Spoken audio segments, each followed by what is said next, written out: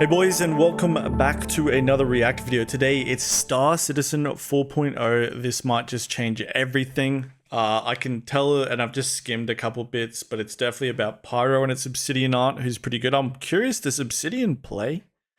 Or is it just like he captures B-roll and then makes videos? I'd be curious. But yeah, like I think that with the recent announcement of Pyro and server meshing slated in for Q3 this year, it's going to get insane. It's definitely worth talking about because I did not think we would be crossing this bridge this soon. And it's going to revolutionize the game, to be honest. And Star Citizen's in a really interesting spot right now because the 3.23 patch dropped. It really changed things. FPS gameplay, the bunkers did jack all. The facilities, I mean, but the FPS rework, the new flight model's finally here, so combat makes a bit more sense, and has got a more promising future that they need to work on, obviously. But the game's starting to get tied in together, and you're starting to see it. Like, if you are a Twitch gamer, make sure you follow me on Twitch, but you're going to notice that all the big boys from Tarkov and all my viewers who always give me shit about we don't want space Tarkov, well, apparently you're getting it because all the Tarkov streamers are here now, bar maybe 2 or 3. So whether you like it or not, they're all coming here. But, you know, the game's getting so popular now. Like, it's Summit. You know, he's streaming it. I'm loving watching him because it's a fresh idea. And a fresh look at the game. Really interesting to watch him go through the same issues we have, which is the inactivity, the lack of convergence and stuff like that I've been complaining about on Twitter. Make sure you follow me on Twitter as well. But we're in a good spot, man. The future's promising. People can finally start to feel like it's maybe within reach. And this next patch, okay, 4.0, is just a gigantic leap forward again. So it's starting to get real, boys, and I'm excited for it. So that's why I wanted to react to this video. But I'll tell you what, boys, I need conversational, interesting videos I feel like I can add to. Yeah, I'm really struggling to find videos to react to. So hit me up, make sure you get in the Discord and throw them my way if you could. Alrighty, let's get into it. It might be happening sooner than many of us expected, and certainly a lot sooner than I was expecting at any rate. Yeah, it is. Star Citizen's long-awaited Pyro, the new star system, is now tentatively scheduled for release in the third quarter of this year. It will come as a part of patch 4.0, which in itself is a huge deal. All of the features currently listed for 4.0 are tentative, so these might change, but there are a lot of them. So we've got 12 new planets and moons, and these are all gorgeous looking locations that have a substantially different feel compared to the worlds that exist in the current star system of Stanton. They are of course fully landable and explorable. 4 new gameplay loops are also planned.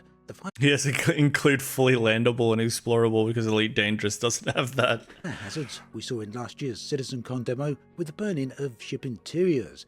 Engineering, allowing for power management and manual repairs of ship. Yeah, so I actually haven't dabbled in the engineering gameplay loop, nor do I think I will. Like, I'm just not here in Star Citizen for the Barotrauma experience, but because I run one of the biggest PvP orgs, this is definitely the future. And I tell you what excites me about this is maybe this is the final blocker to being able to get capital ships in our hands, yeah? Like, they committed, I think, on SCL to releasing the Polaris, after Q3, like before Q4. So really looking forward to that. You know, I'm hoping that we're going to start seeing some capital ships in the game. I think they said that the Squadron 42 ships won't be available until Squadron 42 comes out. So I don't know if the Idris fits under that umbrella, but I really want the capital gameplay. I want escalation. But I want that meaningful escalation to also be high stakes. You know, like if we're releasing capital ships and they're a minute cooldown, then mission failed utterly. But if you can only claim a capital once every week, I wouldn't even want it shorter than that. Then that would be like really interesting, really cool, a way to keep score, you know, and like have some insane capital ship PvP, which we've all dreamt of since the game got promised, yeah. So that's what I see when I think of engineering gameplay. I think of cool multi-crew and powerful gigantic ships. So I hope that's the case and this doesn't just happen and then it's just like a feature for the multi-crew guys to enjoy, but it doesn't really change anything. But if this goes hand in hand with capitals, then I am frothing at the mouth. Life support is also planned, along with a very interesting feature called... And I tell you what, if you watch my stream, yeah, like I've been getting into, and them talking about, you know, boarding and life support systems. I've been getting into the FPS, man, and I dig it. I've been really digging the FPS changes. So I don't know, maybe in the future I will like try the boarding ships and stuff like that. Solar burst, something unique to Pyro, which I'll talk about more in a bit. Solar flares are cool as hell. Server meshing, which has been in development for what seems like an age at this point. Server meshing V1 is super important to the game because not only does it allow the seamless transit to Pyro, but also makes so many other features of Star Citizen possible. Also, dude, here's the thing, okay? When they talk about server meshing, I think of like World of Warcraft, right? And if you've ever played World of Warcraft, World PvP died a horrible death. And what caused that horrible death was the sharding, right?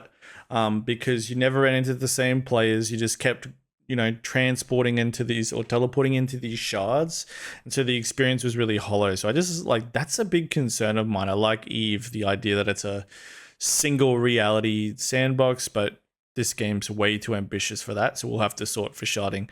What I do worry though is, like, for example, there's a big organization and they're inside a shard, but we can't fit our guys into that shard, or we have no means of getting into it, or, you know, there's caps on the shard so we can't squeeze another group in, you know, like there's some issues down the line there that I think are going to cause real headache. But what I am immediately looking forward to, and what I do associate meshing with, is just a higher player count. If you follow my Twitter, I keep rambling about it, but the higher player count, meaning more frequency of like interactions and running into players organically far more often, because we can afford to have, you know, say 200 players in a shard on a certain moon or a planet, could be really fun, you know, like. And if you follow my Twitter, you'll see I harp on the lack of, you know, meta trade routes, hotspots, the lack of player interaction, because everyone is so spread out. Maybe that's CIG cooking for server meshing, you know, because you wouldn't want, if the server meshing came out today, you wouldn't want like 800 players all at Jump Town, right? The game won't work, it'll fall apart really quickly, so you wouldn't want one single meta spot then. So you would want to spread out the gameplay, but it's all going to come down to that player count, I think. If the player count's low, it's like 200 players on the first server meshing release, then guess what? Mission failed, you still won't be able to find anybody, and you'll only suffer twice or half as less as you are to find any action, which isn't significant enough. So that's what I want, and that's what I associate with server meshing. Yeah, I want more player interaction, to run into people more organically, whether it's piracy, security, whatever, content, PvP, bit of territory control, stations getting attacked, that'd be great. I just want more of everything that has players and less of everything that is just empty space, empty content. Like, you go to Ghost Hollow, no one's interested in the money, no one's there. You go to the bunkers, barely anyone's ever there. In the worst case or best case scenario, you'll find one guy. It's like, it's just feels like a ghost town. I shouldn't forget to mention, so I hope that gets resolved. New outposts and stations, and additional new animals, more ships and vehicles, naturally, as well as weapons and other items. So those, dude, Brother's got some good B-roll planets. These are easily the thing I'm most excited to see in Star Citizen 4.0. The game has long held the best planetary tech among space games, and Pyro It's not his. It's not his B-roll. Pyro Star System will have 6 different planets, and not all of these are currently named, but they... oh man, Cloud Tech is the coolest thing, and I really wish they'd pull it together and make it mandatory, because like Cloud Tech playing into dogfighting would just be the coolest thing. So when I watch like videos like this going through the clouds, I think of those DCS videos and how it could tie into mechanics. It would be amazing if you couldn't just turn it off. So better clouds, please, and no slider to turn it on and off. Each likely be visually distinct. For example, Pyro 3, also known as Bloom, is the world we previously saw at the CitizenCon demo. But since then, people have had the chance to explore this world for themselves, and indeed many of the others, as part of Star Citizen's preview event held back towards the end of last year. Here's the problem, right? Like, who is Pyro for? Pyro is for people that enjoy the exact same content, with a different backdrop. It's like reskinned Stanton, right? You know, minus the cities. But it's the same mission types, it's the same gameplay, it's just different looking. And I just don't think it changes much. I think people that like explore and stuff are gonna have like this great time at Pyro. But I think when it comes to the other players that are dependent on other players for content, it's just like more open space and even less interaction given the size of it. That this many players spread across a system twice as big means half the interactions, right? And less meshing, of course, and huge player counts. But regardless, I just worry that Pyro is not different enough to make the gameplay different. It's different sightseeing, so the explorers are going to be happy, but you know, everyone I know isn't that particularly excited about Pyro because it's just a skin. You know, Burks is a good example. I've talked to him about this. He doesn't really care for it. So I hope that the gameplay gets revolutionized, because this is what a null security system is supposed to look like. So let's see some null security mechanics. Let's see what player convergence looks like. Let's see what the difficulty of PvE looks like and the reward. What does the PvP look like? How frequent is it? We need to see what a null security system looks like. The world of Bloom has the very distinctive yellow coloration to it, thanks to the flora that covers so much of the planet's surface. Elsewhere in Pyro, the roadmap lists 6 new moons, and these are all the moons of Pyro 5. It's anyone's guess whether or not all of these worlds and moons will make it day 1 into patch 4, and obviously this is a huge amount of work to get all of this done, and whilst much of it was already implemented as a part of the preview event build, I'm not going to assume that it will also be making it day 1 into the patch, but of course anything is possible. Now, the new gameplay loops each look to be particularly engaging. The fire hazard gameplay will obviously have a massive effect upon the game, especially for the largest of ships. It's also clearly going to make the whole deal of flying a large ship in solo more of a challenge. If you like— Yes, to death with solo crewed gigantic ships. I know they promised NPCs, and that concerns me because, like, who wants NPCs crewed on ships? Like, only the couple guys that bought those ships that play solo, right? But I do hope this is the case. I hope that multi-crew ships are about multi-crew now, because single-seater or solo pilot Corsairs and stuff, I'm just bored of it.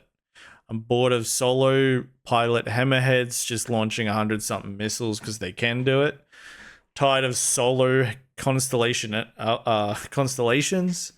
It's the same with the Corsair. So I hope multi-crew is almost mandatory now. Like, I'd love for it to almost be mandatory. Flying bigger ships and just so happen to, well, catch on fire, you're going to have a bit of a situation. And then increase, like, buff the hell out of them. Fly the ship.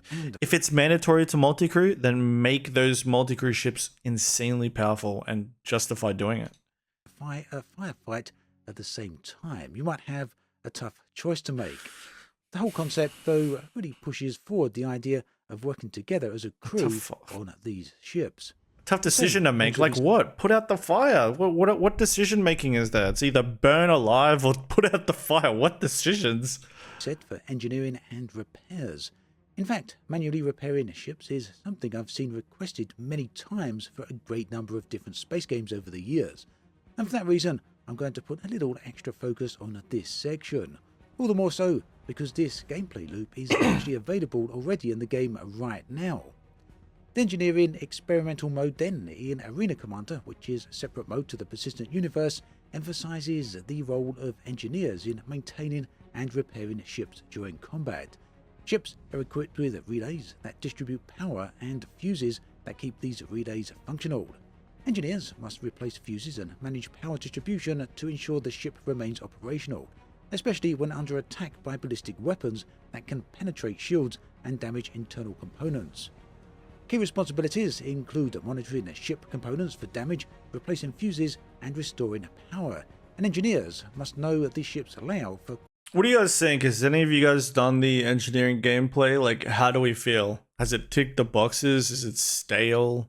Like, I'm curious what people think about it. I haven't actually like listened to any videos or anything about how people feel about it. I wonder if it's fun. quick repairs. I wonder what their communicate feedback's been like. effectively with the rest of the team to direct efforts. Preparation involves adding redundant fuses to the start of the fight, enabling the ship to withstand more damage. And during combat, engineers handle shield management, ensuring shields remain functional and addressing any drops in a shield health. They also prepare for and respond to boarding actions by managing internal defences and repairing entry points. Coordination then with the team is crucial for continuous operation and defence. Now, I haven't tried any of this myself just yet, but it does sound like a lot of fun, doesn't it? But obviously, it requires teamwork, and therein might lay a bit of a problem, at least for me. I'm very much a solo player in virtually all games, so I'm left wondering what ship repairs and even fire hazards will actually mean for me as a lone wolf player. Now, I'm not questioning whether or not a lone player will be able to actually do these things, but rather how will they balance flying, fighting and repairing. Ultimately, it may just be something that further restricts lone players to smaller ships. And yeah, and I like this. Like, I want like solo players to be like capped at like a Vanguard in size or something, you know, like not to the point where, you know, even though your ship is 6 beds or 7, 8 beds, you're still solo seating it, you know, and then that also is powerful. Like, why does the Corsair and Constellation, why do they have so much firepower on the pilot? Like, it's insane. Like, if you have a multi-crew ship, almost 80% of the weapons should be tied to turrets. And then that forces, like, multi-crew to accumulate to power, not just buying a ship to accumulate to that much damage. Like, I really despise solo piloting multi-crew. Like, I think it's really bad for the game, to be honest. if anyone has more info or thoughts on this, it's like, oh look, it's a hammerhead, but it's just one guy in it. You know, like, it's just dorky. In the comments section. Moving on, there's also life support, and this is implementing the initial version of onboard life support systems into ships, which involves a component that generates breathable gas when activated. This also includes managing the life support components within the vehicle loadout manager. So yeah, just about every aspect of ships is going to become more and more detailed. As for the solar burst gameplay, solar bursts are hazardous natural events that frequently occur around aging stars like Pyro. During these events, the sun emits a high-energy particle wave from its surface that travels at 15% the speed of light throughout the entire star system. This dangerous wave can be avoided by taking cover behind sufficiently large objects. I really do like this mechanic. Hopefully it's not too often, but I really do like this mechanic. Affects both the players down on the surface of planets that actually get except now where I'm staring at a blinding light. Now, easily the biggest part of patch 4.0 is of course server meshing. I won't go into too many details here as it's been extensively covered before elsewhere. Server meshing V1 in Star Citizen is a technology enabling multiple servers to work together seamlessly, creating a unified game world. And this allows for increased player capacity and smoother gameplay without loading screens. The technology dramatically, or dynamically rather, allocates server resources based on player activity, and this improves the stability and performance. So in other words, the more busy a particular area is, the more servers will be spun up to actually support the player activity in that specific area. There's much more to it than that though, but the sum of it is that server meshing really does aim to enhance the multiplayer experience and support a massive persistent universe. Also, as a part of 4.0, CIG are planning on refactoring both the mission system and the transit system to make full use of server.